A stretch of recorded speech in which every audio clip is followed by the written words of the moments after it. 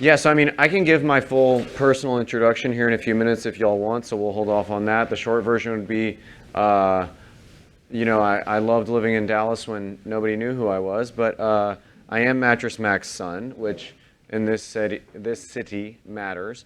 Um, uh, I grew up working in gallery furniture. My dad did not have me, he never taught me how to run the business. He never taught me sales. He put me in the warehouse and had me learn work ethic and working with my hands, which I think was good for me.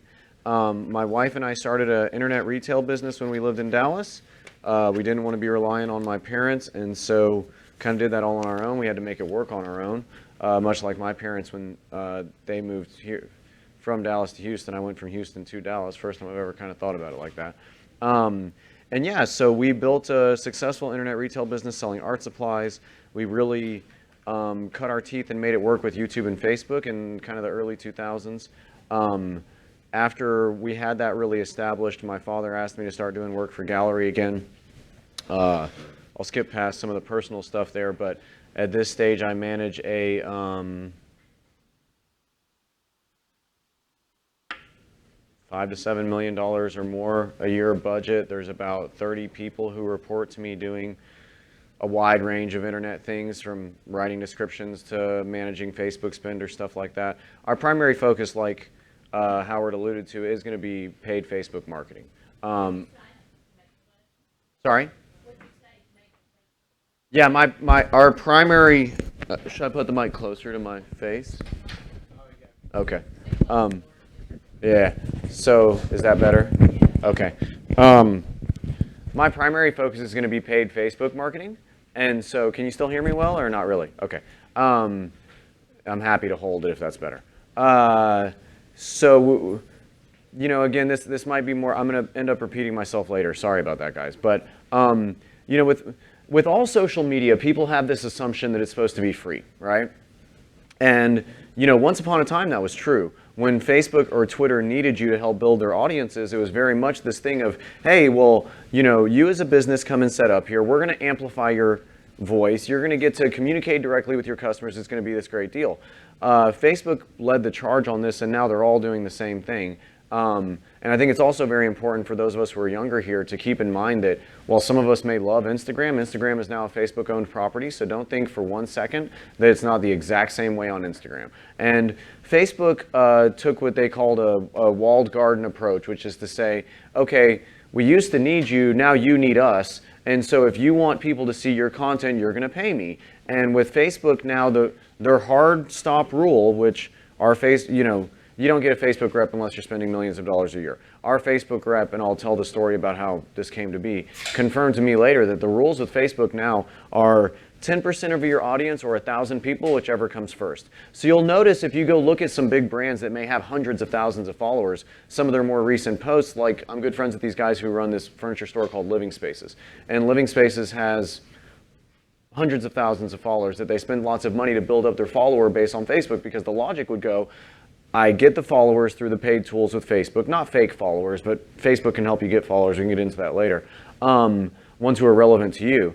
And then once I've paid for the followers, I shouldn't have to pay for the content to be seen, right? But on the contrary, Facebook's stance is, again, 10% or 1,000 people, whichever comes first. So that's why you're going to have hardly anybody see that content unless you're paying to see it. Now, my stance would be, you should be paying to have people see it. It is the best way you're going to get to reach these people, especially compared to traditional analog marketing.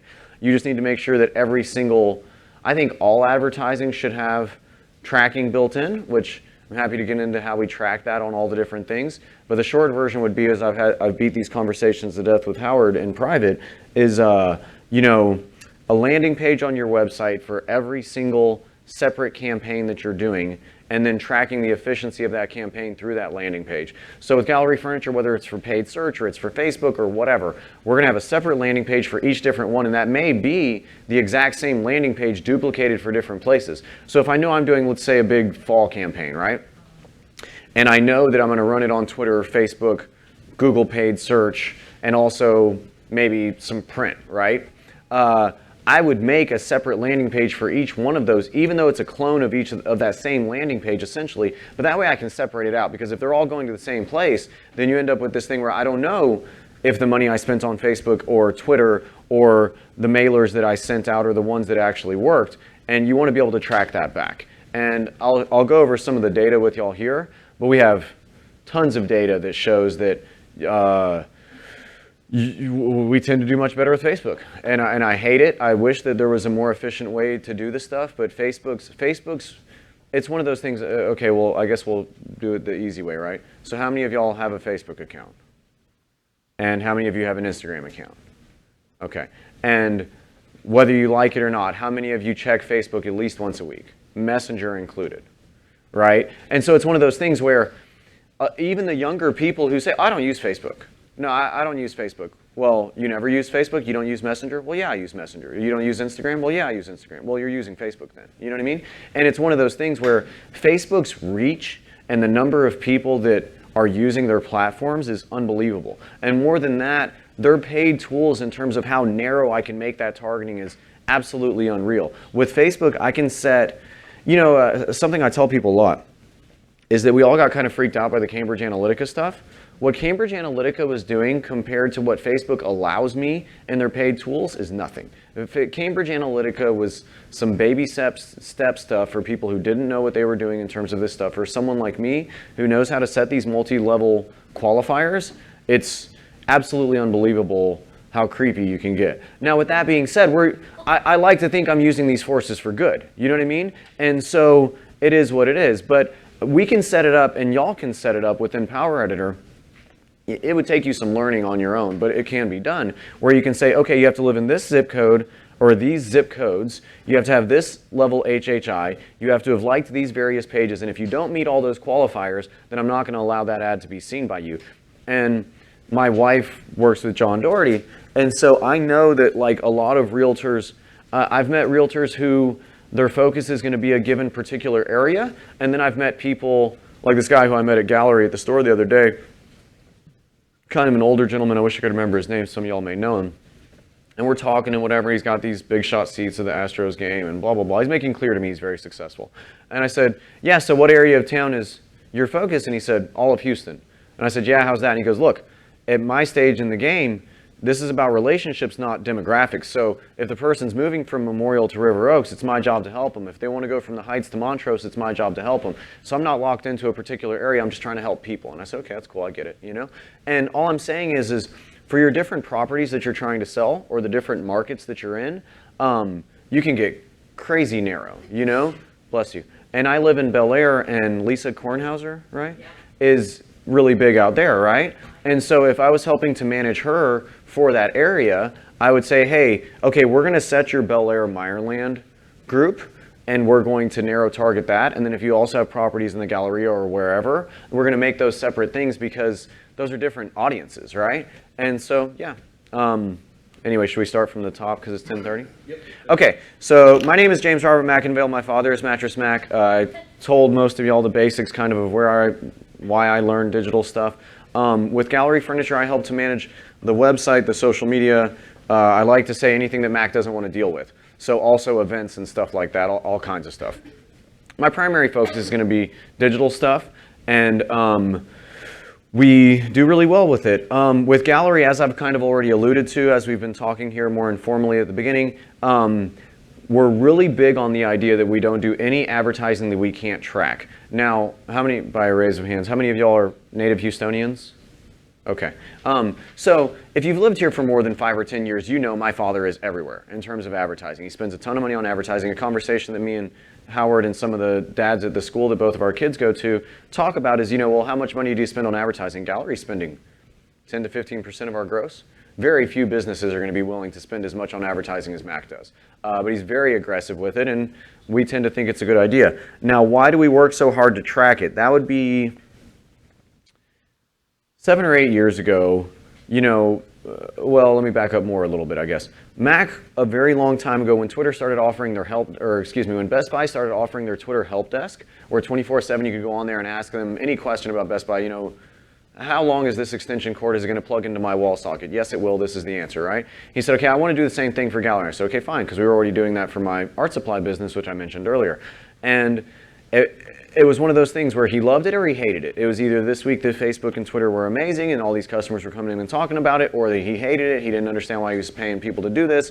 It didn't make any sense. And I can't deal with that erratic behavior. And I said, okay, I got to figure out a way to track these sales. So what we found for Facebook, there's a tool called WooBox. It's either WOOBOX or WUBOX. Where with WooBox, you can pull the names of the people who like, comment, or share on your content. And so with WooBox, I was able to pull that information, and then I was able to say, okay, cool, we're spending money on these posts, and I know who liked, commented, or shared, and then I'm going to check within that 7-day period after I spent the money on that post to see, did those people come in and buy? And then I have this very clear attribution where I say, hey, we spent this much on Facebook this week, we got this much back, and there's the proof of that. Once we got successful doing that with Facebook, we said, okay, we're just going to apply it to everything. Because, that's the other thing that's funny is that I'll talk to digital media experts, top tier people who will say, there's no way you can track that, James. That's impossible. You shouldn't worry about social media or in terms of tracking it. It should only be about brand building. You shouldn't have to track it. I'll try not to swear, especially when I'm wearing a kippah. Yeah, you can. You can track everything. There's no excuse to say you can't track anything. You may have to come up with a creative solution to do so. But there's a way to track everything. And again, our very effective way of doing it has been whatever this advertising is to a landing page on our website, and sorry I left this part out before, that has a form with a free gift. So for Gallery, it tends to be a $100 no minimum purchase gift certificate. For y'all, it might be a $5 Starbucks card or whatever it is. But I send them to a landing page. They fill out a form to where I get a lead, they get a free gift, and then we follow up with that customer. Correct. Yeah, and if that doesn't happen, then somebody's getting in trouble. Because everybody who reports to me knows that I require that on every single thing. And it's one of those things that's in their best interest too, because we want that data so that we can provide a better customer experience. And as we're A/B testing different content, we want to make sure that what we're doing is working. You know what I mean? We want to put more money on the stuff that's working versus less money on the other stuff. So I think, yes, sir. Of course.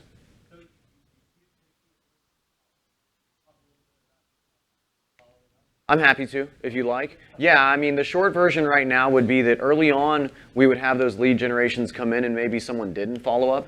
And then later when, I'm really good at going off on tangents, so feel free to pull me back to mainstream. No, it's great. No, I love it. I'd much rather you ask your questions. And I'm just saying, if I go too far, pull me back in. So prior to 2017, business was rough because Mac had gone all made in America. So any of y'all who've shopped at Gallery over the last 8 years, you know that we became more expensive. The reason is because Mac wanted to, before Trump and before all this other stuff, Mac decided that he wanted to start carrying more made in America and helping American jobs. It got to the point where people would come in and say, Mac, I love you, I love the furniture. It's great quality. I understand it's going to last me 100 years versus something I'm going to buy at IKEA that's going to fall apart in 8 months, but I can't afford it. So I got to go to IKEA, I love you, buy. And so that created a really tough business dynamic for us. And so in 2017, when Harvey happened and Mac did all these great things, if you're not, everybody here is familiar with us post-Harvey? Okay. So Mac did all this great stuff after Harvey, right? And then people came in and said, it's too expensive for me, but I didn't flood. You're doing good things for the community, so I'm going to buy from you because it makes me feel like I'm involved, which is great. And so the thing is that created this, I hate to say a negative feedback loop, but it reinforced my father's desire to sell made in America furniture because people were coming in and buying it anyway. And he said, they appreciate the quality, they appreciate the made in America, they're going to buy. But it, correct. And he knew that, you know what I mean? But we had this kind of honeymoon period after Harvey where things were crazy, people were buying furniture left and right. The business was very strong. Now, everybody knows about this crazy Astros bet he's got going, right? And, yeah, correct. It's not the first time. And most of these bets came about because business was too slow for his liking. My father wants insane traffic all the time. He wants every single person to walk through the door and say, Mac, I love you. Thank you for all you do for the community. Here's my wallet. You just give me what you want to give me. You know what I mean? But that's not how it works, right? And so, and we're broadcasting this? Okay. No problem. Whatever.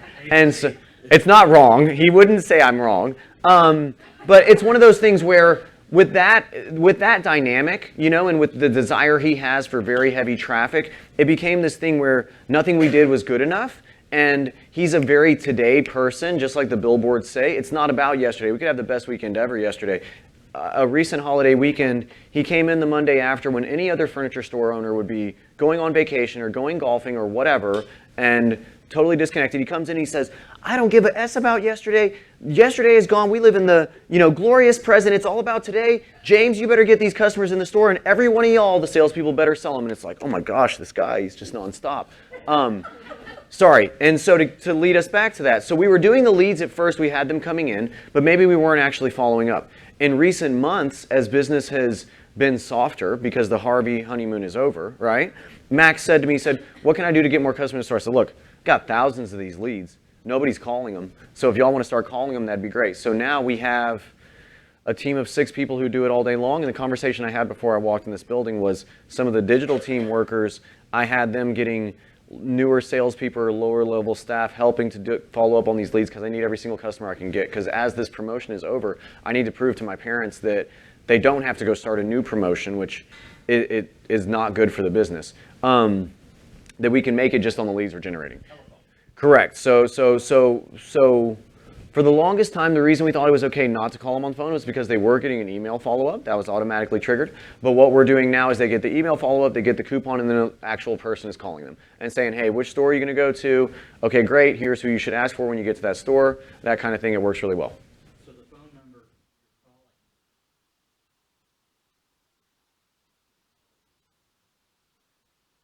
Oh, look, if we're breaking do not call list rules, I have no idea. But yeah, they're filling out a form where a box is checked that says you're acknowledging you're going to be on our email text message list. Yeah, and you're going to be on our... Right. They are submitting it to us. We are not... We've come to find that buying leads is a complete waste of time. And Howard and I had this conversation recently where, in my opinion, you're totally wasting your time on that. I would spend my money instead on, trying to drive leads of people who are interested in talking to you instead of buying leads and contacting people who don't want to talk to you. Yes, sir. So on your board, Sure. Yeah, no, it's a great question. So we started with just first name, last name, email. What we have now is first name, last name, email, phone number, and then the store you plan on purchasing from. And we don't make it a required field like we do all the other ones, but we also have which room of the home are you shopping for. And so that'll give us a little bit more of an understanding of where you're coming from, So required name, First name, last name, email, phone number, and which store you're going to shop at. Yeah, because now having 3 stores, we have Katy, Galleria, and North Freeway. It's important for us to understand which one is close to you, mostly because when those people are following up, some of them are, commissioned salespeople, and I want to make sure that they're not saying, oh, well, you live in the Galleria? No, you know what? You should come to North Freeway and come see me, because that's not the right customer experience. So, did you have another question, sir? Okay. Yeah, my pleasure. Now, just to kind of, I guess, we'll go through the slides and then we'll continue. So gallery, I'm, again, kind of going back to my tracking the sales. I'm really big on data. I maybe don't have the most advanced data apparatus, but we try to track a lot of things. And so we track the average sales over 30 days. And so the Post Oak store, the highest sale day in the last, I don't know if this is recent or this is probably a month before. So it's been higher lately because of the Astros promotion, but this is a more accurate number. So the Post Oak store, the lowest day was around $20,000, the highest day around 280.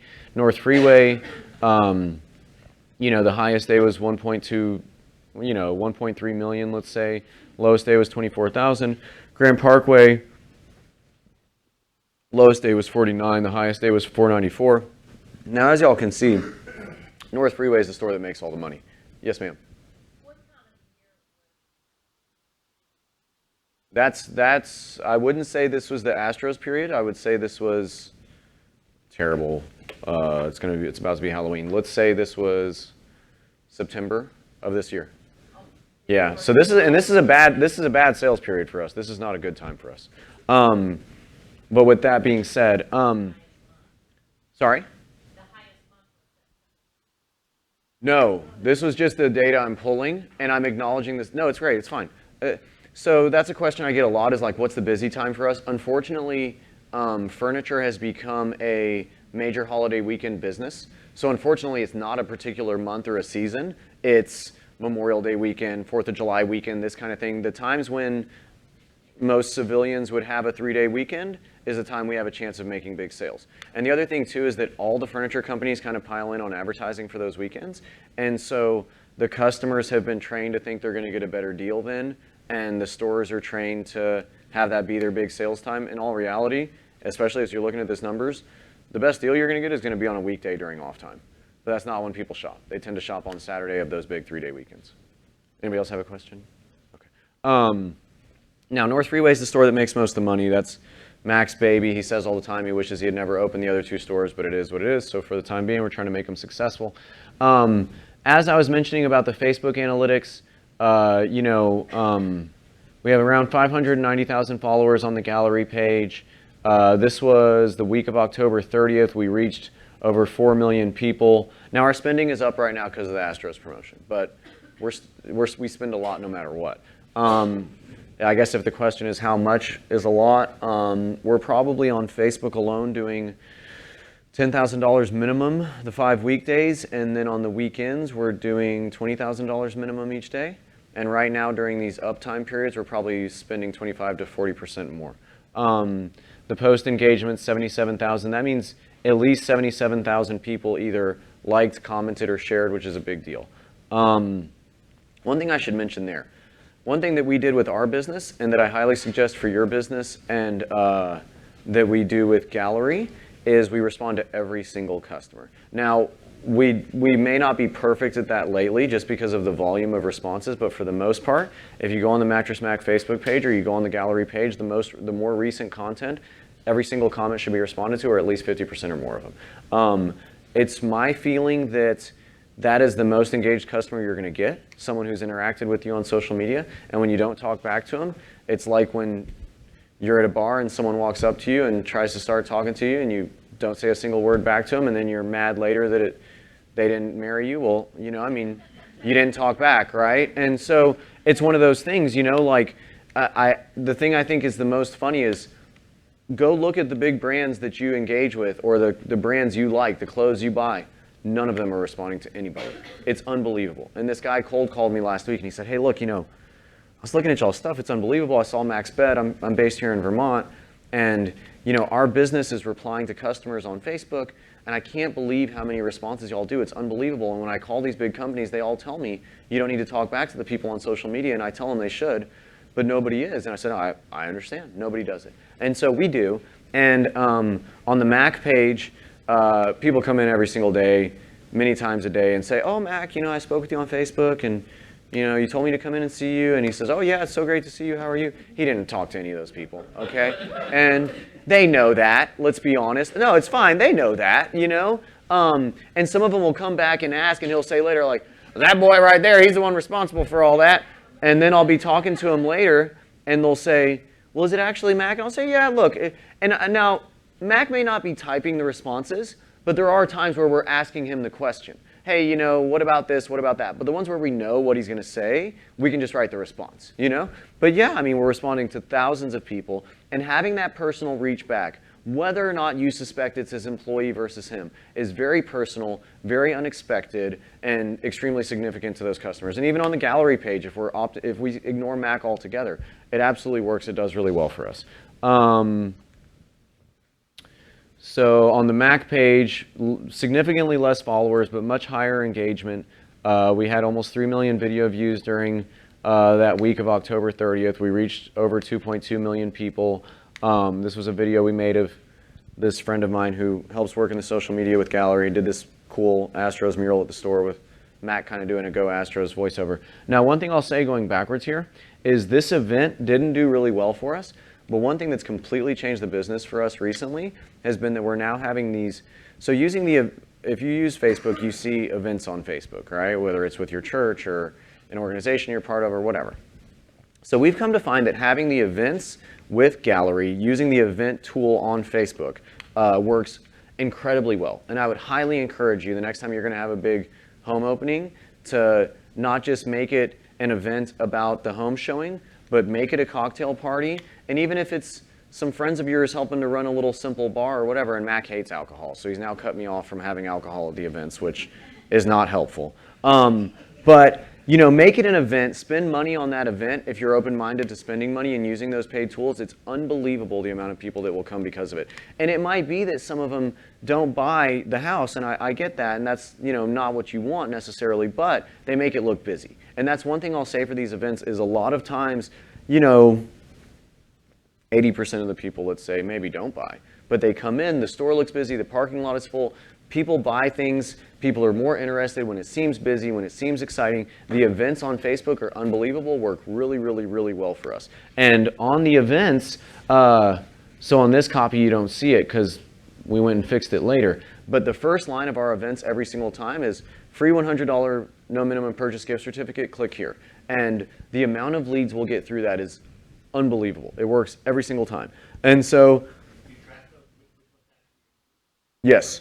Yes. That's a good question. So I don't necessarily track that, which maybe I should. I definitely should. What we do track in terms of that is going to be how much money we spent on them and then how much we made back from those. And right now, I mean, I think we have the stats in here later. I'm anywhere from $4 ROI, $4 to each dollar ROI, all the way up to $11, which is nuts, you know?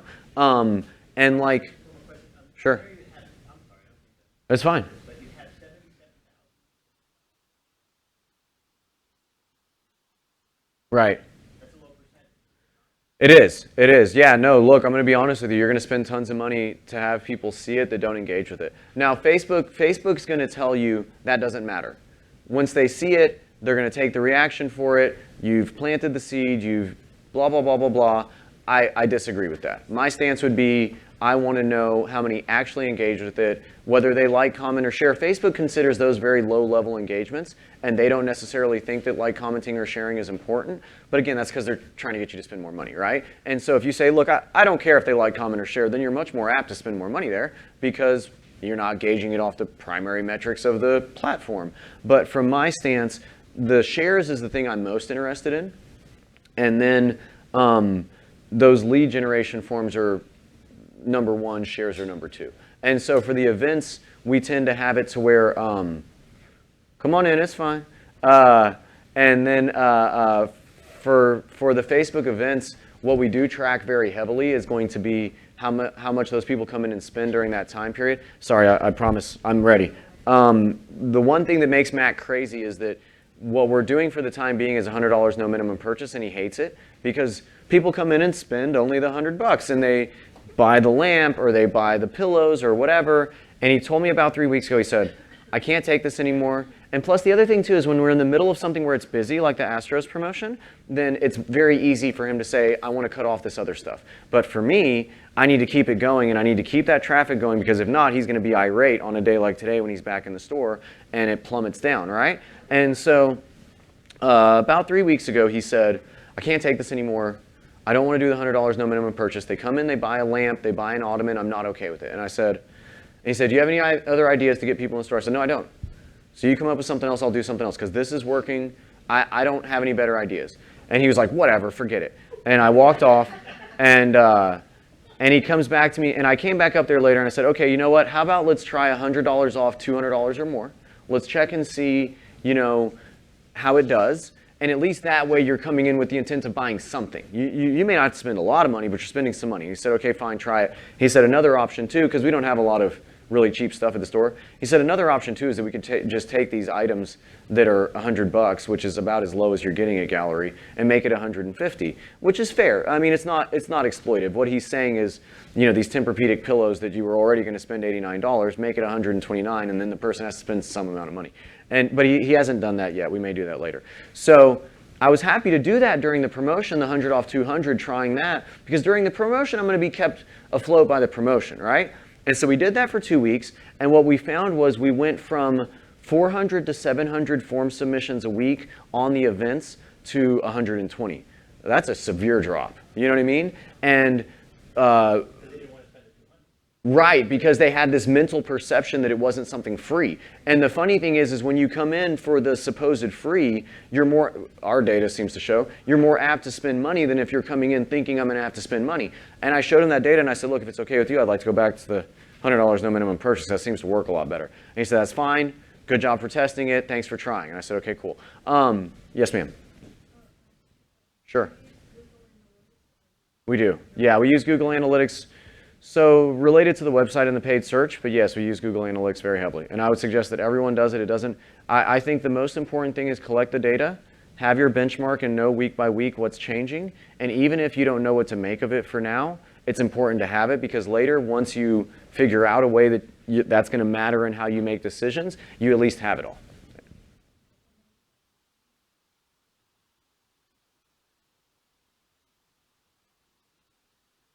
Right.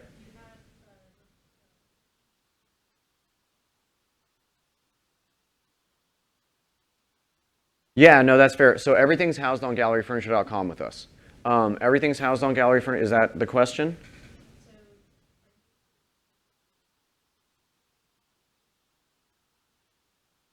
Right.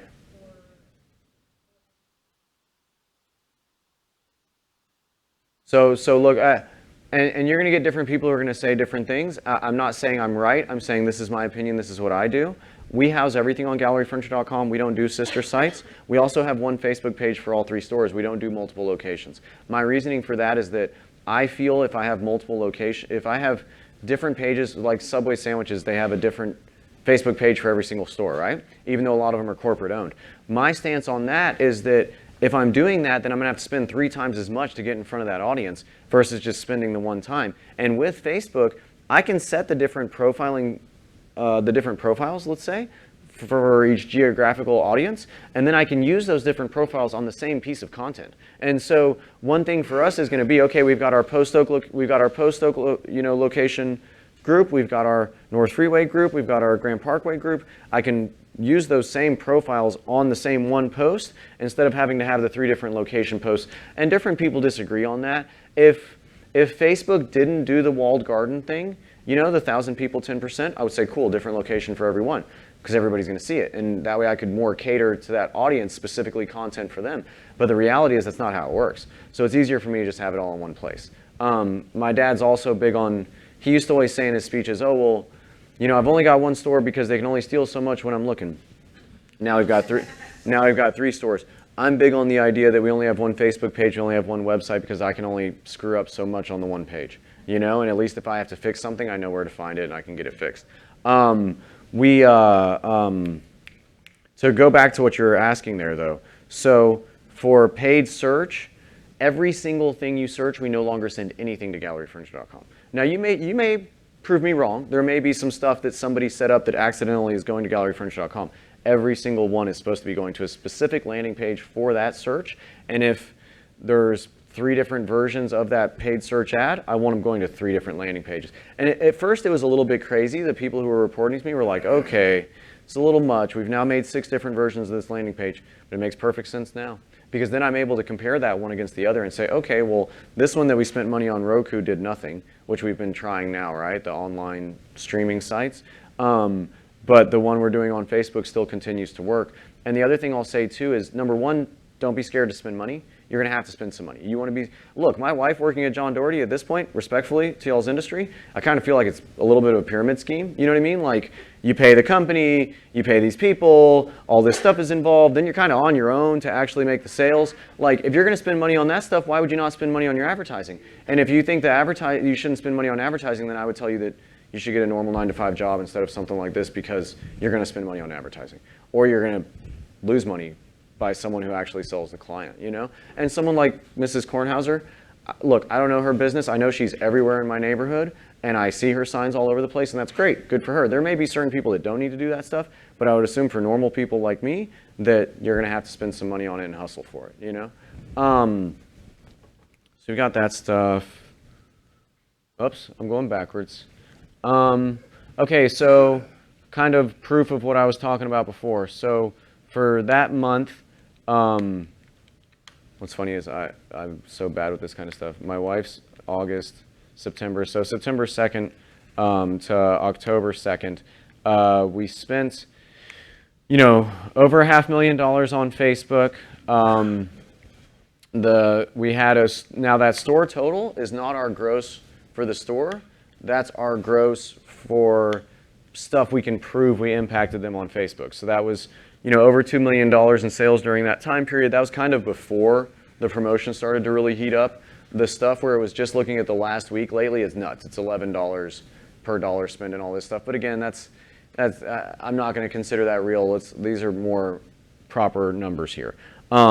So, you see how much we spent on social media. You see how much we can prove we made from people we interacted with on Facebook specifically here.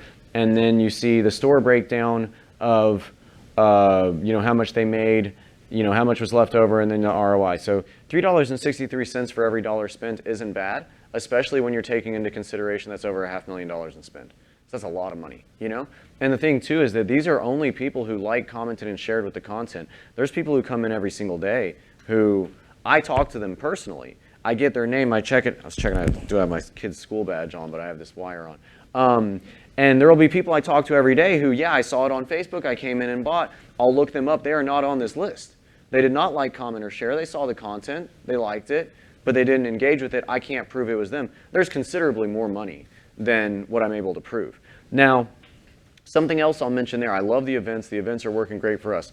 Another thing that I'll highly suggest to you is talk about what you're doing in the community more than what you're trying to sell. So that was another thing we learned from Harvey is that people didn't want to hear about, I wish it was something, and my father wishes it was something where we show them the sofa and they go, oh, I love the sofa, let me come in and buy the sofa. Nowadays with Wayfair and that kind of thing, I'm going to lose. I'm going to lose every single time when it's that price battle thing because you don't know that it's trash furniture that's going to fall apart later. All you know is they have a good picture on Wayfair.com. It looks just like the one I see at Gallery, and it's a third of the price, including delivery, that I'm going to have to put together myself. And so I order it from Wayfair instead and whatever, right? And there's even friends of ours whose kids go to an expensive school who I'll talk to, and I say, yeah, but that furniture is going to fall apart. Well, I don't care. I'm okay with disposable furniture. I buy my clothes from Zara. I buy my furniture from Wayfair. I'm okay with that. That's fine. In today's industry, I'm okay with that. We buy clothes from Zara at my house too, And so there's going to be an element of disposability in today's modern world, right?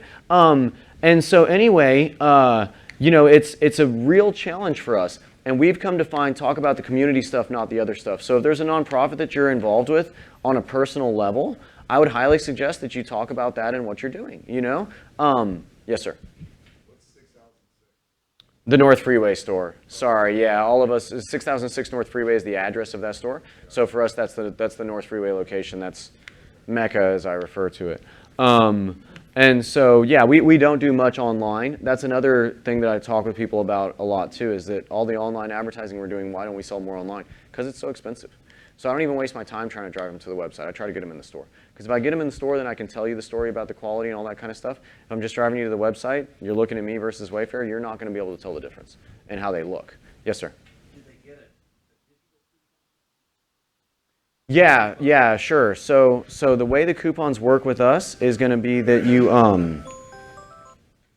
when you fill out the form, you're going to get an email that acts as your coupon that says, hey, this entitles you to a $100 no minimum purchase, gift certificate. Come in and spend it at any of the 3 locations whenever you want. When we're calling you back, the person who calls you back, we use Salesforce as our CRM at Gallery. They're also supposed to go and enter you into Salesforce and say, we have a trick-or-treat event going on right now, right? Trick-or-treat event, James McIngvale, $100 no minimum purchase gift certificate. They may forget to do that. The person may lose the email. The cashiers and the sales associates know the drill. And they know that when the person comes in, yeah, I got the $100 no minimum purchase gift certificate, no big deal, just hook them up, take care of it. You know what I mean? We do. I'm saying it's not a focus of mine. And over the last 5 years, that's been a real point of contingency between me and my father, is that he looks at the numbers for Wayfair or these sort of online players, and he says, well, we should be selling more online. Why aren't you selling more online? And I say, well, it's too expensive. What do you want me to say? We're comparing to this Chinese imported furniture, and we're selling this wonderful made in America stuff. I can't compete, And I had a friend who I was hanging out with on Saturday who they were saying, hey, I have some feedback on your website. We were searching for this, we couldn't find it. And I said, yeah, unfortunately, we don't carry that category. What's interesting is gallery, my dad, there was this consultant who came and taught him which furniture was profitable, which furniture wasn't. So he dropped entire categories based on that. So there's some stuff we straight don't carry, which other furniture stores would, just because they want you to be able to have that one-stop shopping experience. The thing we've come to find is there are some people who are frustrated by the fact we don't carry Murphy beds anymore, or not Murphy beds, futons. We don't carry anymore. But it's very few. For the most part, it's okay. Yes, ma'am. Did you have another question? Yeah.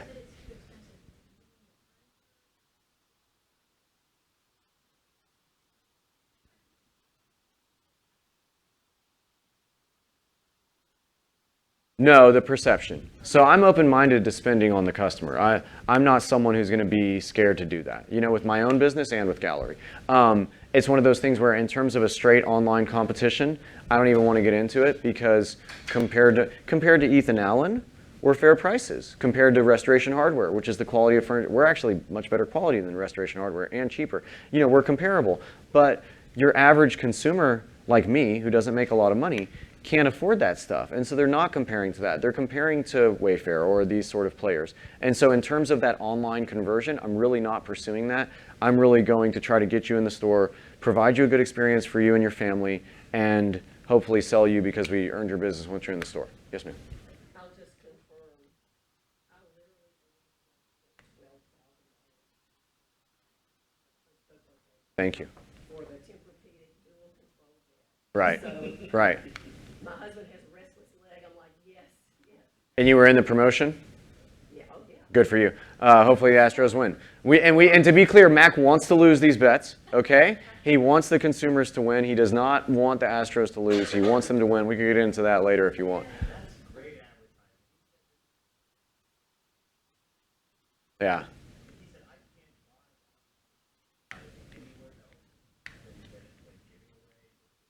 We could argue back and forth about whether it's a good idea. Me and my mother may be in a different camp. But with that being said, the thing I'll say about it that I've come to accept about it is that my father is very charitable. He's done a really great job of teaching me to care for others and that kind of thing. And it's a fantastic situation. And God willing, the Astros win. And if they do, once you get that check back, it's awesome. You know what I mean? And so, yeah, it's all good. And like after Harvey, there were a ton of people in me and Howard's neighborhood who weren't planning on being part of the Astros promotion, flooded, came and bought a mattress that qualified, and then I'd see them at the refund party, and we're saying like, hey, look, our life is upside down right now, and this is really, really nice to be able to have this. And like, And you have a party around it too. we do. Did you win before too? You make an event. No, Yeah. I told my husband. Right on. Yeah, we do. And it's fun. I mean, the events are a little crazy. I may come on a different day just because you end up waiting 3 hours to get the refund between me and you. But they're great. You know what I mean? And it's fun. We have drinks, and usually the Astros players are there signing autographs and stuff like that. And it's a whole event, and it is a lot of fun. When I say drinks, I mean soda. Let's be very clear. Yeah, no, So if you go to Kenny and Ziggy's, or if you ever visit our Post Oak location like she went to recently, we have this new Tav furniture line over there. This is really contemporary bleeding edge line. It's really beautiful stuff too, and it's cheap. It's made in China. It's great price furniture, really cool look. Something totally different than Gallery's ever carried. And when we started carrying that line, the lady who owns the company, this lady named Chaya Krinsky, she said, hey, look, Mac, I really want to have these parties, but you got to serve alcohol. And he's like, oh, whatever. We'll do the parties for 3 times, that's it. The parties were a huge success. And then, so we kept doing them every month for a number of months recently. And then he recently told me no more alcohol at the parties, and I was like, okay, cool, let's just stop having the parties. So, I mean, the reality is the people who are coming, that they want that. Me and my dad don't want that, we don't drink, but, most people enjoy it, Yes, ma'am.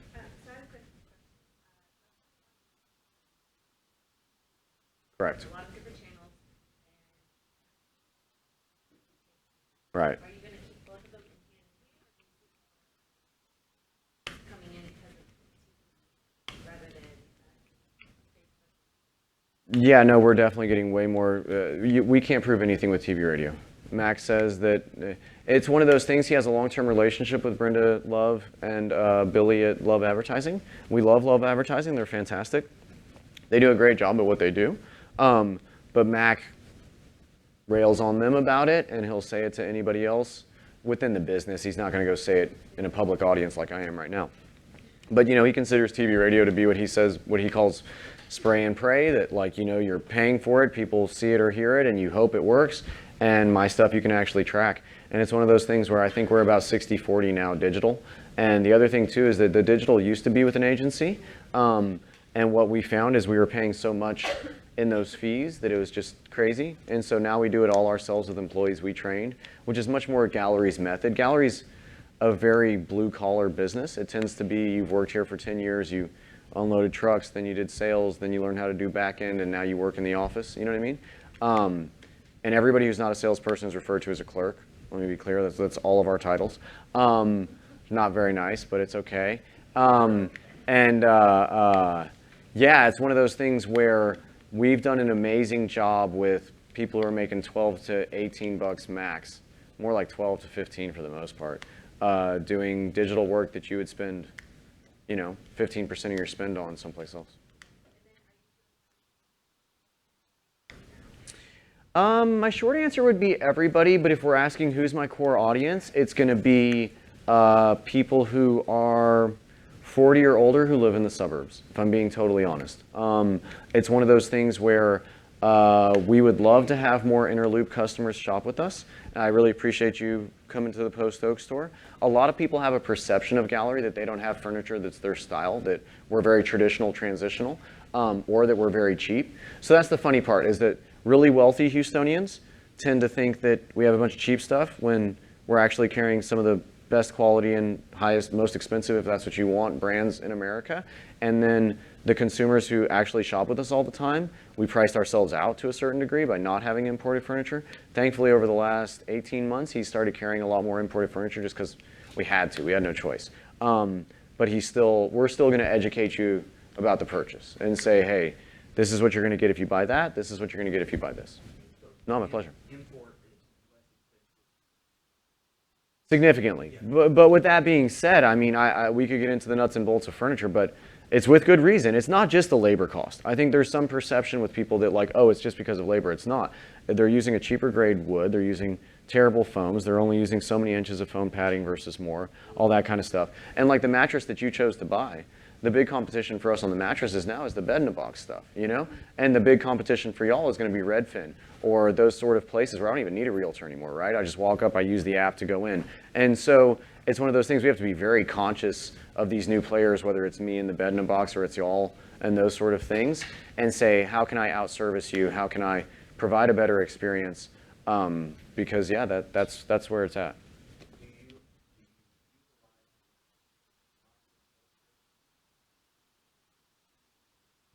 We've played with it. I would love to use more of it, but the problem is with those is that it has to be the exact, like my dad, when a year and a half ago, give or take, maybe 2 years ago, maybe more, all this kind of blurs for me. When AI kind of became the big hot word amongst business marketing stuff, it became this big thing of, well, let's switch everything to AI. And so we started trying to do that, but what we found is that if it's not the exact same wording, the robot doesn't understand. The robot doesn't understand context. You know what I mean? And it doesn't understand different phrasing. It doesn't understand. Yeah, and you're writing the response, in all fairness, for most of those things. So I don't have any problem with the response they got back. The problem is they're asking a question that's the exact same question, but the AI doesn't understand it. So I can't count on it to solve that for me. And then the other thing that we found when we were using an AI service for search is that AI is going to make irrational decisions based on certain numbers it sees. And so for an example would be, we had an AI search thing that it was supposed to help us optimize our spend on search, right? What we found was there were certain ads that were not getting customers that were relevant to our business but were cheap, and so the machine would just go crazy of buying up those ads. But then it was spending way more money on these ads that were totally irrelevant searches for us, but it was going off of this ideology that the algorithm said, oh, well, it's cheaper, so let me chase that. And then when we had humans we use this company called Thrive Digital. They're the agency on record for Uber and Tempur-Pedic and a number of Arc'teryx, some of these humongous companies. In terms of Uber search, it's 100% Thrive. It's nobody else. And when we had Thrive go through the stuff, they said, hey, look, here's all the problems. We have no problem cooperating with that if you want to continue to do that, but you're throwing money away. And so what we found is that right now, in my opinion, a lot of that technology is a little too early. I think it's fine in terms of using it and playing with it and keeping an eye on what it does, but I wouldn't rely on it wholeheartedly. Programming, technical.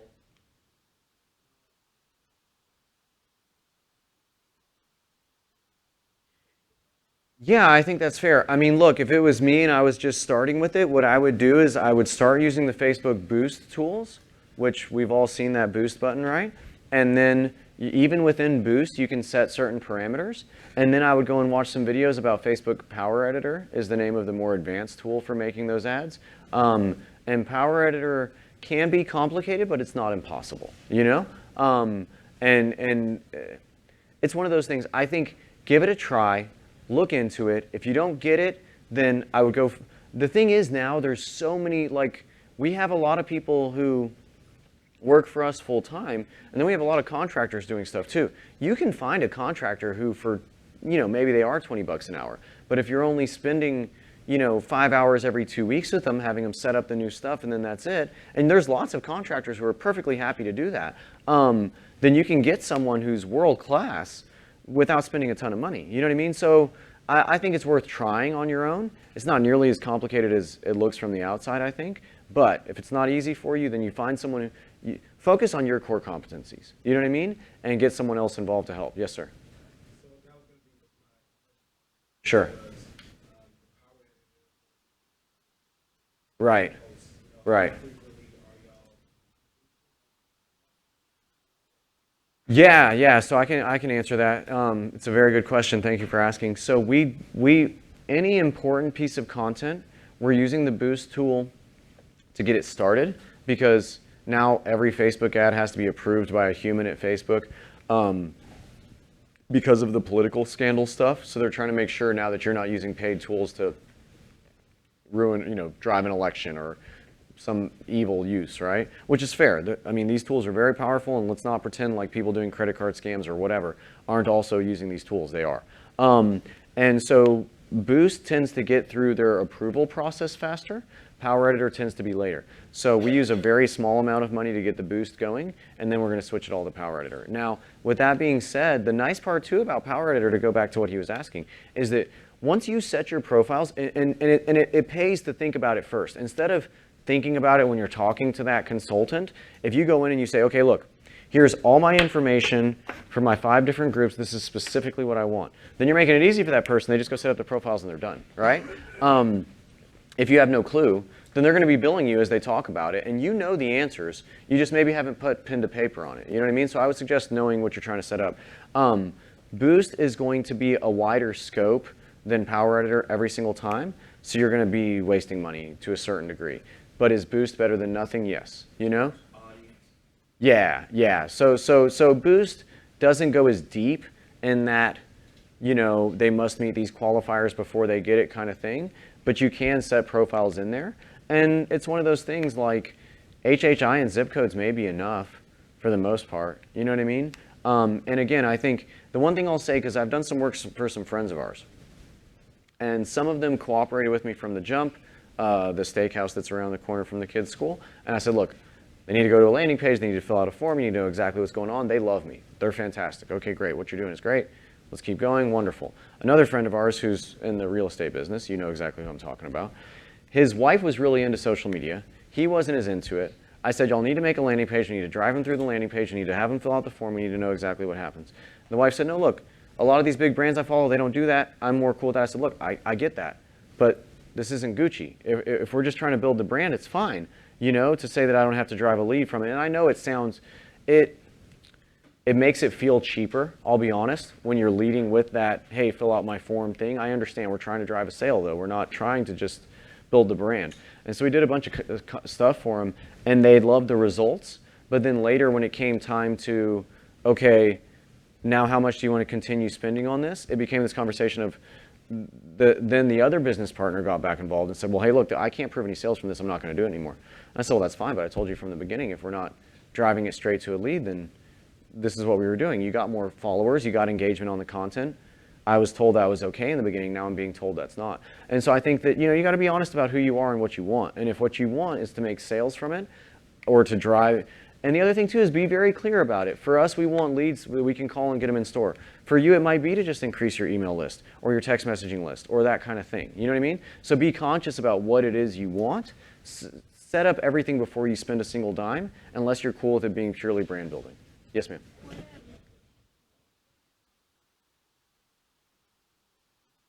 Yeah.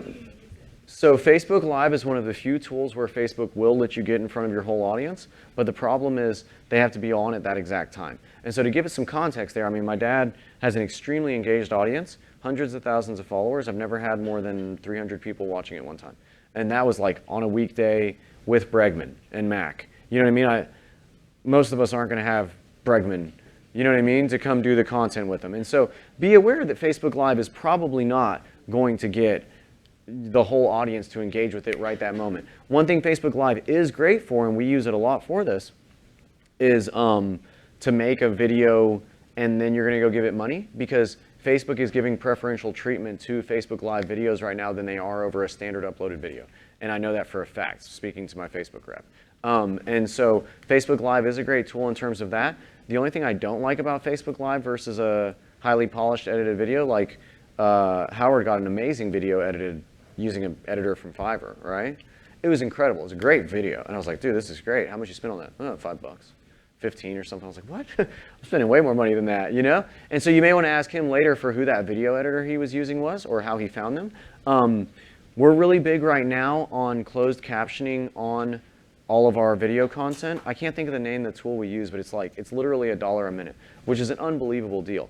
And we send it off to them, and every minute of video where you could talk as fast as you want, they listen to it, they type it out, and then they send us the video overlay. All my video editor has to do is put it in place. It's amazing. And so I really like that, because the problem is with a Facebook Live video, unless they can tap it to listen to the audio, they're not going to hear it. Most of us, when we're engaging with social media, it tends to be at places where we can't give away the fact that we're watching a video instead of working. And so I do like the closed captioning for that. So I can go either way on arguing why Facebook Live is better or why content that you edit and put subtitles on is better. But Facebook Live is great. It absolutely works. The one thing I'll say is be conscious of the fact of what you're doing and that everything is live from that moment you start. Have somebody else film it for you, I would highly suggest. And if you get really into Facebook Live, you can buy gyroscopes now for your phone that helps to hold your phone to keep it steady and stable. I do suggest those. They're very good and they're cheap. Okay, Jim, we've got an idea, we've got a video, how do we get it to our target? How do we do our selections? How do we hit just... So if you're asking me if I'm building out a new campaign, what do I do? Yeah. Okay, and then you can tell me if I left anything out. How you subdivide, I can't find it on Facebook. You find space. I can't say, okay, I just want this area. Right. Home button. But that's within Boost, you're saying, correct? When you hit the Boost button? So that's some of the limitations of the Boost tool. Now, if you go look up Power Editor, or if you pay some consultant to make your profiles for you, then you can use a Power Editor profile in the Boost button, to be clear, which kind of goes back to your question. You know what I'm saying? How do we find out what options there are? Right now, you're just starting with a blank line. Again, I'm going to be completely honest with you. I'm not the expert on setting up the profiles. That's not really my thing. I tend to have someone else do it for me. But that's more of a within a Power Editor thing than within Boost. You're going to be limited on Boost. Now, but that's on purpose. They're making it easy for someone like me and you to go in and use it. You're going to want an expert to set up your profile for Power Editor. But if you are mostly certain area restricted, then I would highly suggest that you pay someone to help you set up those profiles. But at least now you know what you're asking for, right? And you say, look, I need to get a Power Editor profile set up. I'm going to have 3 different profiles. I'm going to have my Meyerland one. I'm going to have my Galleria one. I'm going to have my Heights one. These are the zip codes. This is the HHI. I want them to have liked these pages. I want you to set that up in Power Editor. That's all I want you to do. How much are you going to charge me for that? And then that person's going to say, okay, cool. This is how much it's going to cost, blah, blah, blah. And then when you hit the Boost button, I could show you, is there any way to show my phone on here? I don't know. Okay, no big deal. Don't worry about it. You want to go to Facebook? No, because I don't. No, it's fine.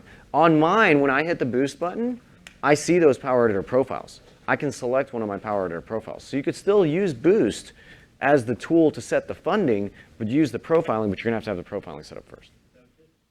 Sorry, I'm sorry. To be fair, you had your hand up first, right?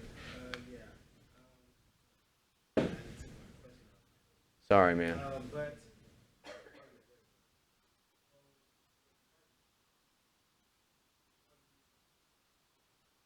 Yes. Yes, we are. Yeah, so for us, per location, it's going to be very specific zip codes. It's going to be an HHI of 110,000 or more in general.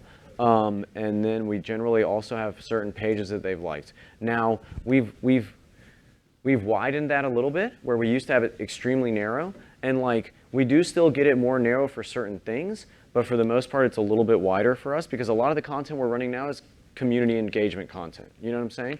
And my wife and I now are considering building a home in the Willow Meadows neighborhood. And it's going to be super modern minimalist, right? And so if you're showing a home that's super modern minimalist, I would have a very narrow targeting. They had to have liked Dwell magazine and these very specific things, right? Where I know that that's the thing you're into. Now, when you set more qualifiers, you're going to pay more for it, which is another reason that we kind of like having the wider scope, is because Facebook says, look, if you're going to make me do extra work, you're going to pay more for each one of those people, and it's going to take longer for them to find them. You know what I mean?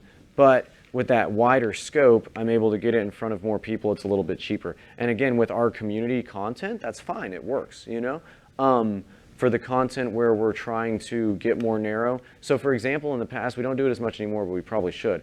We used to have some content where it would be very specific on that piece of furniture to a very specific audience. And then we'd have people who came in who did not look like your traditional gallery furniture customer who would say, hey, this is the one I saw, this is the one I want, take me to that. And then Mac would call me up there later and say, hey, tell James what you just said. Yeah, look, I was looking on Facebook, I saw this particular ad from y'all of this piece of furniture that I would never thought gallery carried. I came in and I bought it. The funny part is, you have a sea of furniture I hate, and you have that one piece I love.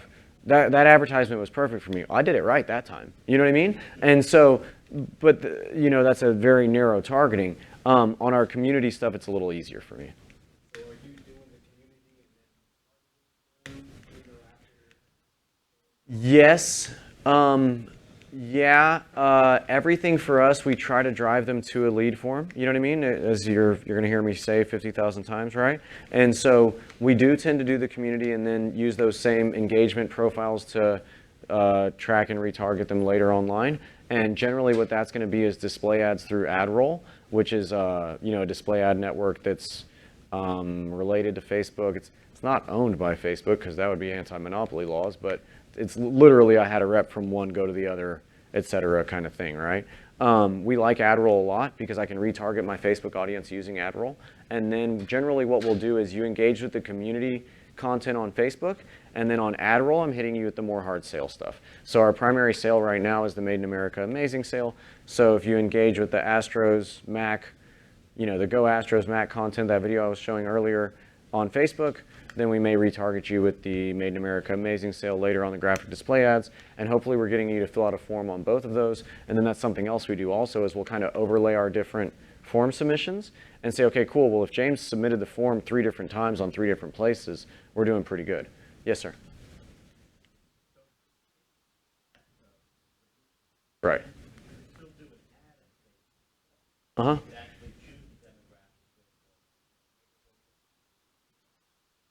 Right. I don't want to give you the wrong impression, huh?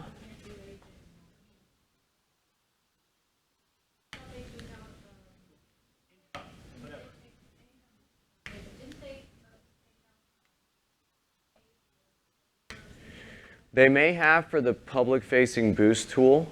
I can tell you right now that you can absolutely still do that stuff in the back end. That's the thing, is that they've gotten really good at hiding the stuff that's going to get them in trouble. So the next thing that's going to, you know, that kind of stuff where you can get, look, I mean, it should be illegal, but there's certain stuff you can do where you could narrow your target, your audience based on ethnicity, age, religion. No other advertising tool would you be able to do that. You know what I mean? Oh, it's all there and power there. Okay, well, but that's the other thing too, is you got to think of a different way to approach it, right? So one thing with me and my wife and I are both convert Jews, right? And so with my wife, one of the discussions we had when she started working at John Doherty was, oh, well, let's set up a website for you and then we'll target, the Jewish audience. But then she came back after she had done all the lessons and she said, we can't do that. You can't go and explicitly say that. You know what I mean? Okay, fine. So what I would do instead is I would say, okay, so if you've liked the Jewish Herald Voice, if you've liked the Schlinker School, if you've liked Congregation Beth Yeshurun, if you live in this zip code, and if you're this HHI, then I show you the ad. Well, that's only a Jew, right? And I mean, I say that respectfully. And so it's one of those things. It depends on what my target audience is. But if you know who that target audience is, then you should know what they would be liking. You know what I mean? And if you don't know what they would be liking, then go talk to them. Because it's one of those things like some of my friends who are well-to-do black people who live inner loop, we have certain audiences for that sort of content that we would use for that. They're liking different things than my Jewish friends who live in Meyerland. You know what I mean? But it's a matter of having that conversation and understanding who that is. Now, it's really expensive, but there was also this tool, and I think they may have shut them down now, but there was this tool called Umbel, U-M-B-E-L, where it was fascinating. If I got a person to opt in, I couldn't see it down to that individual, but I could see based on the groups the things they were liking. And one thing that's really interesting is that there's these certain things that everybody likes. And so as we were going through that, we were able in Umbel to break it out, and it's one of those things, we couldn't call it your ethnicity, but it was pretty clear once we got into certain things. If you were liking 97.9 The Box, you were a different audience than the person who was liking Sunny 90, whatever, Sunny. And different audience than the person listening to the classical. There may be some overlap there too, right? Some person who's liked both those pages, but for the most part, they're going to be broken out. One thing that we found that was really interesting was across all of our audiences, 56% had liked Ellen DeGeneres' show, okay? And when I took that back to my dad the first time, he was like, bullshit, excuse my language, there's no way, there's no way my rednecks from North Houston, and he calls himself that, okay? I'm not saying that in a derogatory way. And he says, there's no way my people from North Houston are, liking the Ellen DeGeneres show. And I broke it out and I said, no, look, here they are listening to a country music radio station. Here they are, liking the Houston rodeo page and these sort of things where we know it's that audience that my father considers himself part of.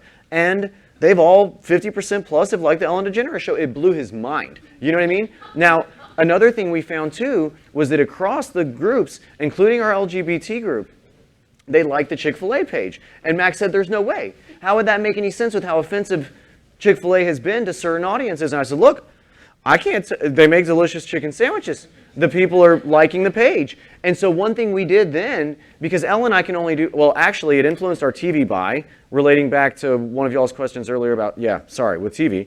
So then we started buying more on the Ellen DeGeneres show. Those worked. And then we started buying more billboards near Chick-fil-A stores. Because we found that if our audience is shopping at Chick-fil-A, is buying their food at Chick-fil-A, then I may as well be where they are. You know what I mean?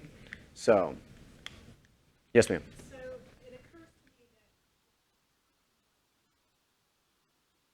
that About 18 months. 18 months every 8 years. Sorry. so how many Okay. you have to stay top of mind. Right. Right. And that's So we tend to have an 18-month window to buy for you to buy. It tends to be every 8 years. So as soon as you've come back, if you're a repeat purchaser from the past, we're working really hard to keep engaging with you over those 18 months. The funny thing is I could keep y'all here all day long getting into this stuff, and anybody who needs to leave, feel free to. Are you serious? Well, am I expected to stay till 1? Okay. No, I figure, and anybody who needs to leave, it's not going to offend me. So the life cycle. So one thing that we've found is that, trying to arrange my thoughts now, I'm just thinking about 1 o'clock and Mac looking at me like this when I walked back in. Life cycle, 18 months, lead generation. Okay, so we've gotten really good at finding ways to engage with you after the purchase. So if you're over a certain, now the one thing I'll say for my dad, okay, nobody works harder. There's somebody who works harder than he does. I don't know a single person, okay? He works 7 days a week, 16 plus hour days. Part of the reason I like being a convert Jew is I'm now more on the observance scale. I take off for Shabbat, Friday night, sundown to Saturday night, sundown. I will not pick up the phone. My father is working every single day. You know what I mean? And I'll give it to my dad that either he or another employee calls back every single customer, every single purchase. It's unbelievable. And it's very, very personal. You know what I mean? And so I think the most important thing is, in terms of building those relationships, again, I don't know how Lisa Kornhauser runs her business, how nice or not she is, but I think part of why people are choosing her is because I see her all through the neighborhood and I assume I should pick her. But I think that if you worked harder than she does in terms of building that relationship, I'm going to come back to you, I'm going to tell my friends about you, that's going to go far, right? And I think that it's important after the purchase to follow up with the customer. We call back every single person. We do edible arrangements over a certain dollar amount. Did you get an edible arrangement? Not yet? No? You might, because you're certainly in that dollar range. But he may have excluded people from the promotion, I'm not sure. But we do edible arrangements now for certain customers. We were doing it for all customers over $5,000, but it got to be really expensive, and so we've scaled that back some. But the edible arrangements were amazing. For y'all's dollar amount, if you're making enough money off each closed home sale to pay for an edible arrangement, it was unbelievable how much people like that. You know, with a personal note to them, it's very, very good. There's a number of websites now that offer these like gift certificate, but you pick what you want it to be tools. I think those make a lot of sense for the lead generation for y'all in general. Whether it's, you know, $5 or $10 for a quality lead, it is what it is, right? And there's ones who do it through Starbucks, and then there's other ones where you get to pick. Do you want Starbucks? Do you want Potbelly sandwiches? Whatever you want. I think those things are really good. And I think that loyalty programs sort of build a relationship after the purchase is very important. Another thing that we're doing now too, you'll get one of these phone calls in the future for sure, is we're going back 2 years, and because that's our life cycle, right? Is we got the 18 months. So if you haven't purchased in at least 2 years and you're over $10,000 of spend, we're then calling those customers and saying, hey, you know, Mattress Mac has a special gift for you. He wanted me to let you know we have a $500 no minimum purchase gift certificate for you. We don't do that high of no minimum purchase for anybody, but you're a very important customer. We really appreciate your business. We'd love to have you come back out. And a lot of those people will come back out and only spend the $500, but they have a good experience and they're hopefully going to come back and buy the next time they're in the cycle. Let's see here. Okay, we've been talking about Facebook a lot. We do a lot of Facebook. We do a lot of email. You get our emails? Has he already told you that we make him crazy now? No. Okay, good. We're sometimes twice a day. We send a lot of emails. There's a high chance that we're bothering you. But Go through a lot of emails. God bless him. I love it. That's my kind of man. I like it. And so we send a lot of emails. The thing we've come to find about the emails when we're talking about all this money you're going to spend on advertising, right, is the email's free. You know, you're paying Constant Contact $200 a month or whatever it is, and then the emails are free. You got to build up your email list, but emails are free. And that's where it's really important when you're paying for those lead generations and getting those form submissions that everybody understands they opted in for the text messaging and the emailing. Even if you're not doing emailing now or if you're not doing text messaging now, you want that explicit permission to collect their information. And I think you also, one thing we're really conscious of in our emails is we pretty much never talk about sales. So you'll see here, in this recent month, so Wednesday Tempur-Pedic email, introducing the Sleep Ergo Tracker, Job Census, Made in America sale, Tove YouTube. So we're almost always going to lead with something community on our emails, and you can do the same thing. Hey, look, we work with Houston Pets Alive, which is a great organization we work with. You know them? Yeah, they're great. And so, we work with Houston Pets Alive. They're having a, free dog, whatever, adoption drive on Saturday at this location. We'd love to see you out there, whether you go or not, right? You can still talk about it. And when you tell that organization, you've made them feel good that you're doing something to them, even if it's to a small audience. And, you're leading with something that's not, hey, let me sell you a house or let me sell your house. And then we talk about the other stuff. And so, the job census one, we had people come in recently who said to me, that we're hiring people for the census.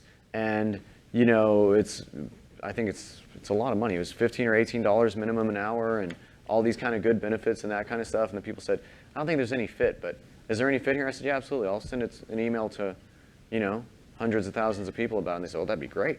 And they got tons of people that came, and I asked them, I said, can you make us a specific landing page, which they did. And she said, I got tons of them from it. And the thing is that like, because we do so much community stuff, people now know, read the email, there may be something that might not be for you. You may be gainfully employed, but that, you know, friend, family member that isn't, you send them that one for the census, that's a great job. It may be a temporary job, that's good money, you know what I mean? And so we lead with the census. The top one up there, you see Volunteer USO. We work tightly with the USO here in Houston, where we encourage people to volunteer with them. You know, the Astros, I don't even know what the WIA 2019 one is, so whatever. Oh, the Win It All promotion, okay. World Mental Health Day event, my sister has extreme OCD, so, you know, that was promoting World Mental Health Day, but we also were doing those free weekend events every weekend. The first one we did of those was, I can't even remember, but so if you go on wincalendar.com, all of us cringe when we see things like Talk Like a Pirate Day or whatever. There's all these Hallmark holidays, right, that have no relevance to anything about anybody, but they make great fun content. And what we do now is we go through Win Calendar and we pick these weekend events, and we, like next weekend it's National Sandwich Weekend. You know, look, we're going to give away Uncrustables that you could buy at Walmart for less than $1 each, and people are going to come with their families and they're going to spend their $100 no minimum purchase gift certificate. I'm going to get them in the store. They're going to let the kids see the monkeys. They're going to let them play on the playground. They're going to have a good time. They might actually buy something. You know what I mean? WIN, like Windows. Yeah, thanks for asking. But yeah, it's a great free resource of calendars that have, you know, the religious holidays plus, you know, these, I call them Hallmark holidays, whatever. And again, they're super corny. I'm not pretending there's any relevance to them, but they're fun. Oh, can you pull up the internet? We can on this? Oh, okay, I shouldn't. I may lose your screen. Okay, well then we'll come back to it. If you go on facebook.com/mattressmack, M-A-C-K, I got him recently to do, he was fighting me for weeks about it, but I got him to do a video where he wore the eye patch and he talked like a pirate for National Talk Like a Pirate Weekend. Well, it's National Talk Like a Pirate Day, right? But for us, we want him coming in all weekend. Arg, mateys, you know, come to Gallery Furniture and this and this. And I edited out of the video where he said, and you won't look as stupid as I do in this dumb costume. But it was great. Like the video was awesome. It did great. We got over 600 submissions that weekend, and that's 600 people that I have a chance to sell furniture to that I wouldn't have otherwise, you know? And some friends of mine who are in businesses like y'all that say, oh, well, you know, how am I, you know, I'm so much higher dollar ticket than you. Well, I'm not cheap. I'm $6,000 plus a purchase for the most part. We're not a cheap date here, you know? And so it's a matter of getting the leads, however it takes to get the leads, then building a relationship and hopefully making a sale. So lead with community, that certainly works for us. The email campaigns, you can see here that in that 1 week we had over $92,000 in sales we can prove from those emails. So much more profitable than Facebook, it's not even funny. But the reality is I can't rely only on the emails to sell. Mac wants so much volume. And look, that might be the right fit for your business. To say, look, for social media, I'm going to purely try to drive my email and text messaging list. I don't really care so much if I engage with them on Facebook. That's not for me. But I'm going to use the events to get them to fill out the form. I'm going to give them the free gift. Once I get the emails, once I get the phone number, I'm going to work on the emails. I'm going to work on the phone numbers. Do it. You know what I mean? I'm telling you right now. Much smarter approach. But for us, because Mac wants the volume, I got to do all of the above. And I spend like a drunk Indian on it. Yes, sir. Or yes, sir. Offer any examples of call to action for specifically for Yeah, I mean, look, again, for me, I wouldn't make it about real estate. I would make it about something fun. You know what I mean? Which is totally contrary to everything. And Mac will call me up to people now and say, tell them, boy, it's all about community, right? And I say, yeah, you know, and these events too. And like, it's crazy. So, you know, again, if it was me for a home opening, it might be, you know, you know, a cocktail party with 3 free drinks. Here's the address, and I would lead with the beginning of that event because on Facebook, you know, you read a sentence and then it says see more ... right? And so I would probably put, you know, click here for a free $10 Starbucks gift card. You know, fill out the form, and then I've got your information. And most of those people may just want their free $10 Starbucks gift card, but at least you got their info and you're added to the email list. an email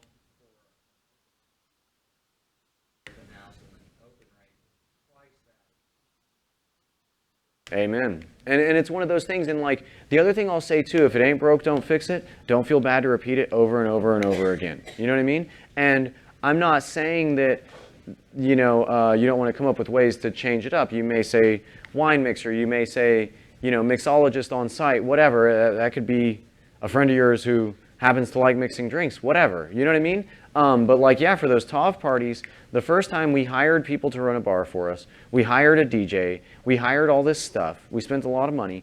Max said, I don't want to spend so much money on these parties. Okay, fine. So we had a gallery employee who used to be a bartender who came and ran the bar for us. We did hire the DJ. We did everything else on our own. Party was just as successful. Oh, and we also paid a food truck to come and do ice cream. You know what I mean? But what we found was we have an ice cream booth at Gallery with Bluebell ice cream. We bought some bulk waffle cones. We bought different flavors of ice cream. We bought some toppings. And, you could do that. You could say ice cream bar for the kids, champagne bar for the grown-ups. We'd love to see you. You know what I mean? And just fill the house up, Painting, whatever it is. Yeah, exactly. I mean, depending on what you're trying to spend, you know what I mean? But we've come to find that the ice cream bar and the ice cream bar for the kids and the alcohol for the grown-ups absolutely worked. And then if you can afford a DJ, or if you have, or maybe you can do it on your own. If you have some speakers from an event you put on and a cool playlist you set up, just make it a party, make it fun. Don't make it about what you're actually trying to do, And then yeah, you play with the call to actions and you play with the graphics and you see what works, Yes, sir. So in terms of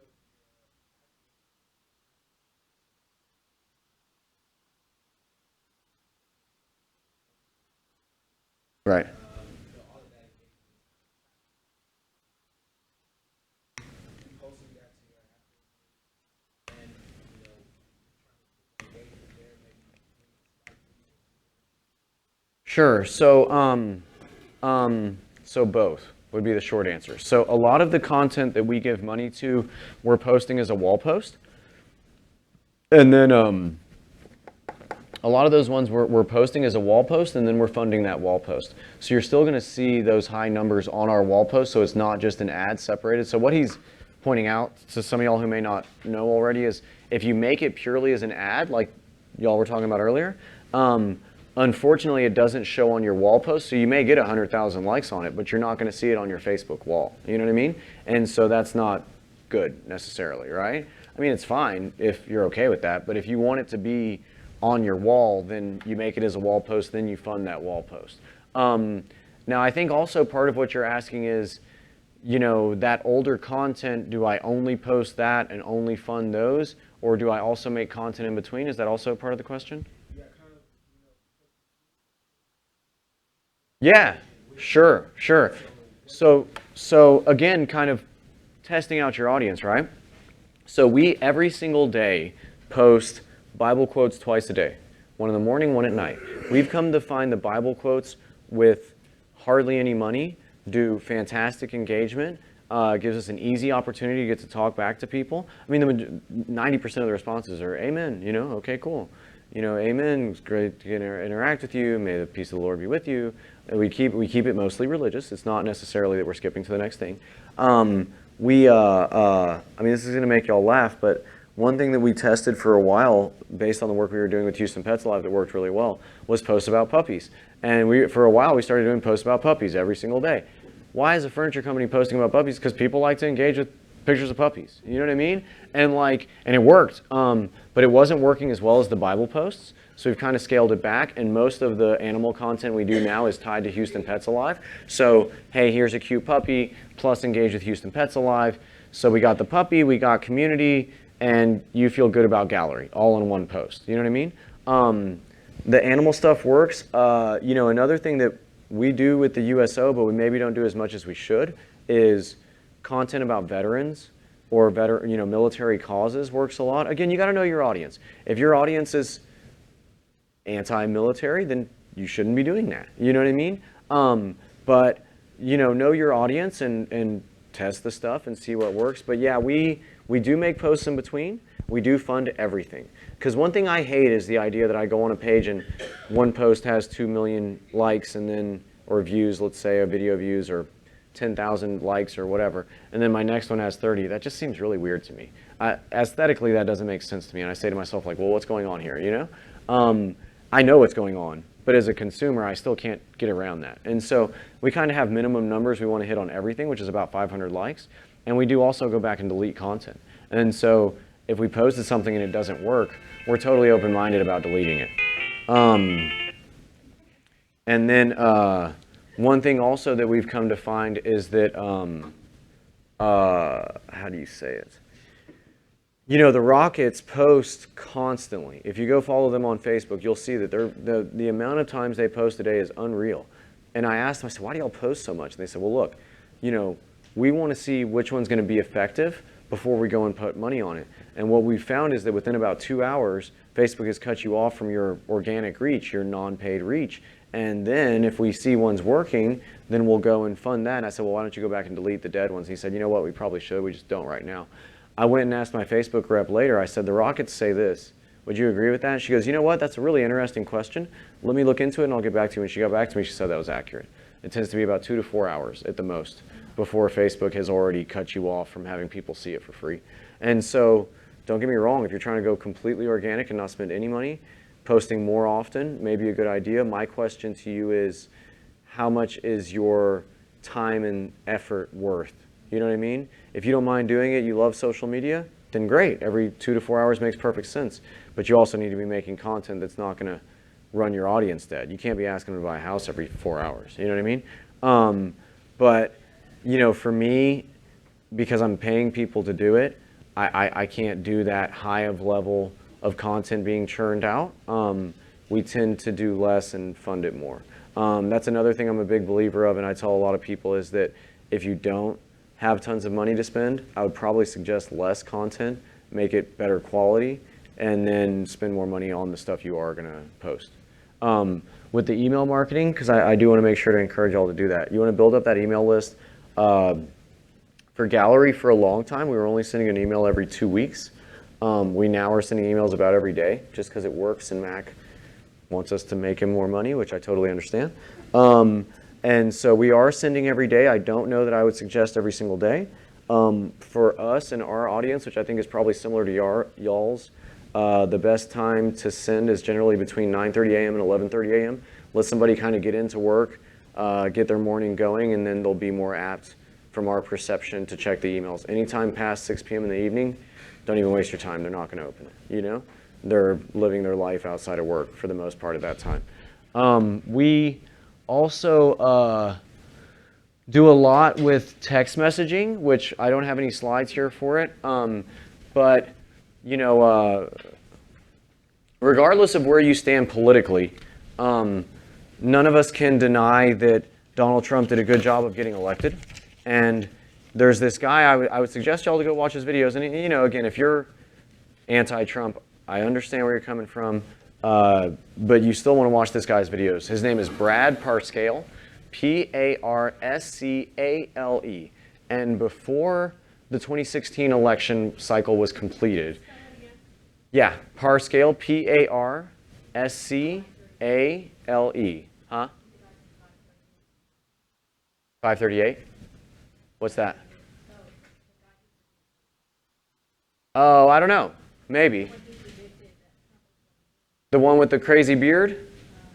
It might be somebody different then. Yeah. So this guy, Brad Parscale, he got introduced to the Trump family because they wanted someone cheap to build a website for him, which is a family that can afford to pay the best graphic designers, right?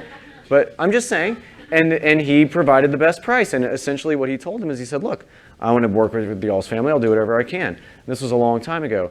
He started building websites for them for very cheap. He's based in San Antonio.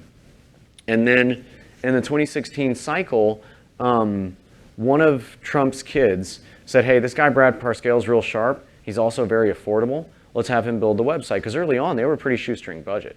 And he built the website, and then he was the one who told Trump, he said, look, you love Twitter? Great. Keep posting on Twitter. That's fine. With Facebook, using Power Editor, I can make these ultra narrow targets.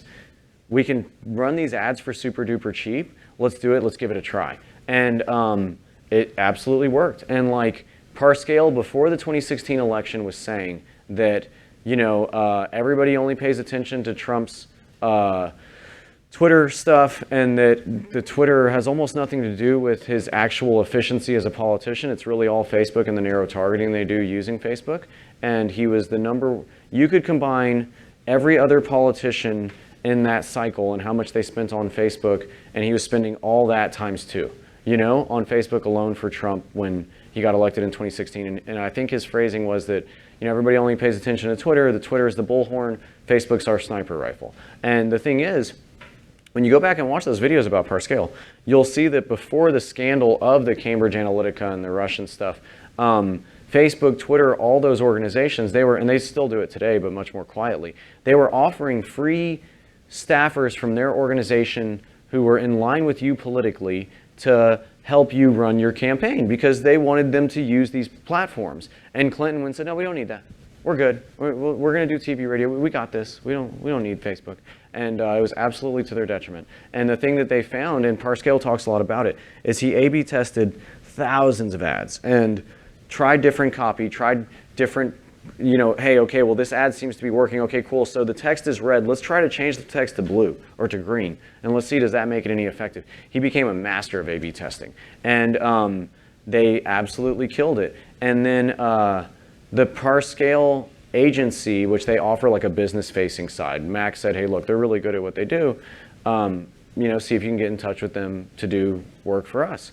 And we spoke with them a little bit, and then they've kind of fallen off because now they're busy with the new campaign. But when we started talking with them, you know, and you'll go look up the stuff, and right now he's spending money like crazy on Facebook. And it's the exact same thing. He's doing this very narrow targeting, very specific audience stuff to drive votes. Did any of y'all see those ads where it said, wish Donald Trump a happy birthday? Anybody? I know I did. Nobody did. Okay, you did. Okay, so and you can find articles about Brad Parscale where they say, this guy's a total moron. Why is he paying for ads to go wish people for people to wish Donald Trump a happy birthday? That's the dumbest thing ever. It's not to wish Donald Trump a happy birthday. It's a way to find people who are engaged with Trump and then collect their information. You know what I mean? So I went to the landing page, I wrote the letter that Trump's never going to read, but you gave me your first name, last name, phone number, email, and you've allowed me to opt in on your text messages. And Mac is involved with all sides on politics, but he had signed up for one of those lists. And I told him, I said, look, it's all a data gathering campaign. And Parscale was very open in 2016 about what they were doing. And he's very open right now about what they're doing. And what they're doing is they're trying to get everybody's phone. They want to engage with you on Facebook, which is still the best platform, they think, for it. But then they want their phone number so they can text message you straight away. Because you may or may not, you get the text messages. Yeah, and they work, you know? And you may or may not open my email, but you're going to open my text message, you know? And once I get you to open the text message, I can then drive you along that chain. And again, I would suggest if you're running text messages like the one Howard sent me, that was very good. I liked it. I would suggest your text messages not be about selling houses, that they be about something else, and then get the person in front of you. Then you can talk about selling houses. Our text messages, if your husband maybe gets our gallery text messages, we send some that are about sales, but 1 in 10. We're sending at least one text message a week, and it tends to be about a community event. Bring your kids out, get some free candy for the trick-or-treat event. We'll be doing the free Thanksgiving dinner on Thanksgiving. We'll run a text message about that. The people who buy from us don't need the free Thanksgiving dinner. They're not coming for that. But they read the text, and they tell their partner, and they tell their family members, and they say, you know what, that Mac, he's a good guy. You know, I like Mac, and that kind of thing. And we're building that relationship. And anyway, Parscale is huge on the idea that text messaging is the next battleground, and that their whole thing is that they're trying to gather all the text message and all the phone numbers so they can text the people. And my dad last week comes over to me laughing. He goes, look, boy, you're right. The president sent me a text message and said for me to donate for his impeachment. He didn't write that, but it looked like it was from Trump, right? And when you click on the link, it was going to this thing to make the small donation about the impeachment, which, you know, look, he's smart at what he does. They rally their base about these issues they know they're going to respond about, right? And you click on the thing, and it said, donate, and it said, if you can't donate today, instead, can you give us 5 friends, emails, or phone numbers that we could reach out to who can maybe engage with Donald Trump during the 2020 cycle? It's brilliant. You know what I mean? So smart. And that's the thing for y'all is that you're going to have to grow that audience. And me and Howard were having that conversation. How do you grow that audience of email, text messaging? I can't answer that for you. Right now, I'm not sure for y'all. You know what I mean? But I would say if you're making engaging content, you know, you work it as hard as you can. and get those emails and phone numbers from as many of the people as you can. I think through Facebook you'll be able to reach them and sell homes and do what you're trying to do. I think if you can get their email, phone number, you'll be the better for it when later you're not going to spend as much money on it. Any questions or anybody? Is there anything you were about to show? No, that was the end. Yeah, I realized that's the end. What? Is there anything on the web that you wanted to show? Oh, I was going to show you the pyro video. You can look it up later if you want. It's fun. Yeah, why not? It's a good icebreaker. You shouldn't have edited your dad. Oh, him saying the nasty thing at the end? Yeah. I had to edit that, dude. Unedited version. I don't have that. Sorry. Sorry. Ain't got it.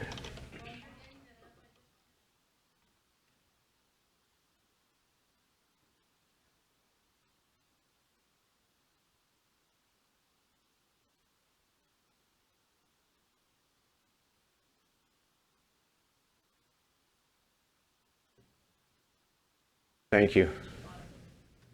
Yeah. Yeah, and you'll be able to pass it down for generations if that's what you're trying to do. And like, but here's this video. What? Come on now, Facebook. You get the idea though. Yeah, let's try it again. Why not? Oh, come on, Facebook. Maybe it's the. It must be us.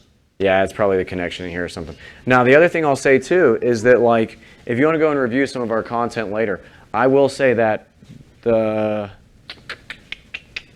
this one here, the Mattress Mac versus Tropical Storm Imelda documentary, I think that's the best piece of content we've ever made. And you know, when Harvey happened, me and my wife, we had been here for a few years at that point, but just 2 or 3 at the most. And you know, living in Meyerland, sending our kids to school in Meyerland. You know, how high the water raises in Houston when you've lived someplace else for a while, you're like, what is going on here? This is totally crazy. And me and my wife and kids went to Dallas before Harvey, you know. I asked my dad for permission. He said, go for it. He called me when I'm in Dallas and he said, I want to do a Facebook Live. I want to tell people to come take shelter in the store. And I was like, are you sure? He said, don't ask me that again. I said, do it. And I said, okay. And I called a guy who was there. We set him up with the Facebook access. We did the video. Unfortunately, because I was in Dallas, everyone else who worked for Gallery in the digital department was stuck in their own homes. What we didn't get was content of what happened during the event. So on the day of Imelda, I was actually having a meeting in Meyerland with this guy, Jack Polachek, who owns DH Homes, and talking about a range of things. The rain starts, you know, and we all knew it was going to rain that day, but you didn't know how hard. And it's raining all crazy, and I called Mac and I said, you know, hey, look, I'm just letting you know, my maps is telling me it's going to take me 3 hours, but I'm coming to work. And he said, no, don't come. You're not even going to be able to get here. It's completely flooded around here. Don't waste your time. I said, no, I'm coming. I want to be there, blah, blah, blah. I said, okay, fine. There was already some of the digital team people there, and I called them, and I said, and we did the initial, as soon as I got there, we did the Facebook Live about the flooding. I called the other team members. I said, start filming everything now. And we filmed the neighborhood. We went, Gallery sent out trucks to save people, you know what I mean, which we did.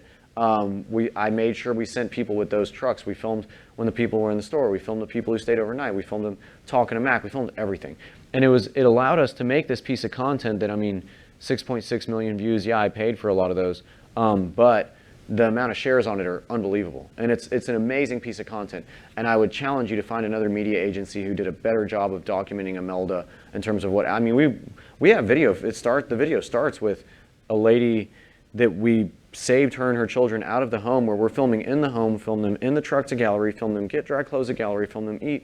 You know what I mean? Like, nobody else was able to do all that, and we mobilized really quickly and did it. So I'm not saying that you need to do that, but I am saying we've gotten to the point where, kind of like Vice News, we're a media agency as much as we are a furniture company.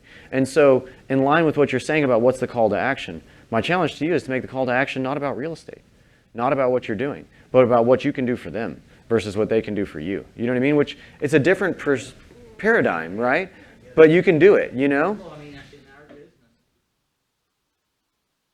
thousands Right. small. Right, and it's one of those things of, how do I get you to continue to engage with me? And same as you all were discussing with our product cycle, that's what you were talking about, right?